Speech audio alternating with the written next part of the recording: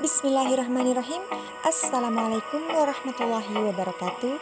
Saya atas nama Hasriani dengan NIM 320011 dari program studi Pendidikan Bahasa Indonesia. Baik, di sini saya akan menjelaskan materi singkat tentang novel. Novel adalah karangan prosa yang panjang mengandung rangkaian cerita kehidupan seseorang dengan orang-orang di sekitarnya, serta menonjolkan watak dan sifat setiap pelaku.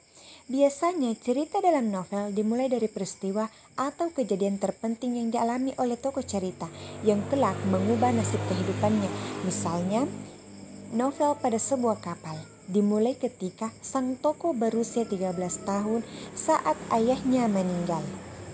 Selanjutnya, adapun ciri-ciri dari novel. Yang pertama, ditulis dengan narasi atau penjelasan, kemudian didukung dengan deskripsi untuk menggambarkan suasana kejadian atau peristiwa. 2. Alur ceritanya kompleks. 3. Jumlah kata biasanya di atas 10.000 kata. 4. Minimal jumlah halaman sebanyak 100 halaman. 5. Minimal dibaca satu buah novel 2 jam. 6. Skala novel lebih luas dibandingkan cerpen. 7. Sifat dari novel adalah realistik, karena pengarang yang lebih tahu dengan situasi yang digambarkan pada novel. Selanjutnya, jenis-jenis novel. Yang pertama, berdasarkan kejadian nyata dan tidak nyata, novel fiksi dan non-fiksi. Novel fiksi adalah novel yang tidak nyata atau tidak ada kejadian di dunia. Novel non-fiksi adalah novel dari kejadian yang pernah ada atau ilmiah. 2. Berdasarkan genre cerita. Novel romantis, cerita yang digambarkan dalam novel ini berupa kasih. Contohnya ayat-ayat cinta. Novel horor, menyeramkan, novel misteri, novel komedi, dan novel inspiratif. 3. Berdasarkan isi dan tokoh. Novel teen lit, novel chick lit, novel song lit, dan novel dewasa. Unsur-unsur novel. A. Unsur intrinsik adalah unsur pembangun sastra dalam sastra itu sendiri. Unsur intrinsik meliputi 1. Tema, ide pokok yang menjiwai seluruh cerita. Tema dapat berupa sosial, keluarga, remaja, percintaan, religius. 2. Tokoh. Tokoh juga disebut orang yang ada di dalam novel tersebut. Ada 3 macam tokoh, yaitu tokoh utama dengan ciri sering muncul banyak masalah berwatak protagonis. 3. Penokohan. Penokohan juga disebut karakter. Setiap tokoh mempunyai karakter yang berbeda. Ada 2 macam karakter, yaitu protagonis dan antagonis. A. Protagonis yaitu watak yang baik biasanya dimiliki oleh tokoh utama. B. Antagonis yaitu watak yang tidak baik atau penentang kebaikan. Keempat, latar. Latar meliputi 3 hal, yaitu latar tempat, latar waktu, dan latar suasana. 5. Alur, yaitu urutan peristiwa. Ada 2 macam alur, yaitu alur maju dan alur mundur.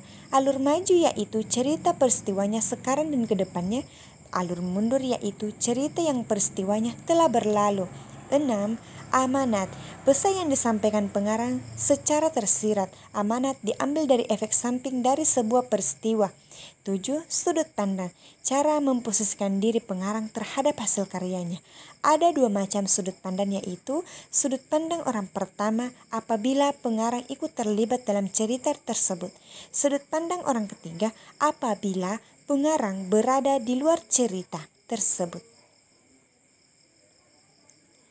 B. Unsur ekstrinsik adalah unsur dari luar novel tersebut.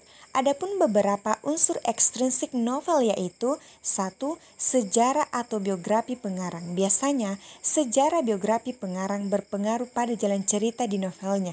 2. Situasi dan kondisi secara langsung maupun tidak langsung. Situasi dan kondisi akan berpengaruh kepada hasil karya. 3. Nilai-nilai dalam cerita. Dalam sebuah karya sastra terkandung nilai-nilai yang disisipkan oleh pengarang.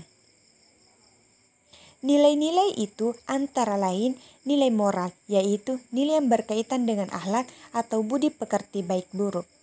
Nilai sosial yaitu hal-hal yang berkaitan dengan norma-norma dalam kehidupan masyarakat, misalnya saling memberi, menolong, dan berpegang rasa. Nilai budaya yaitu konsep masalah dasar yang sangat penting dan bernilai dalam kehidupan manusia. Misalnya adat istiadat, kesenian, kepercayaan, upacara adat. Nilai estetika yaitu nilai yang berkaitan dengan seni keindahan dalam karya sastra, tentang bahasa, alur, dan tema. Sekian dari saya. Wassalamualaikum warahmatullahi wabarakatuh.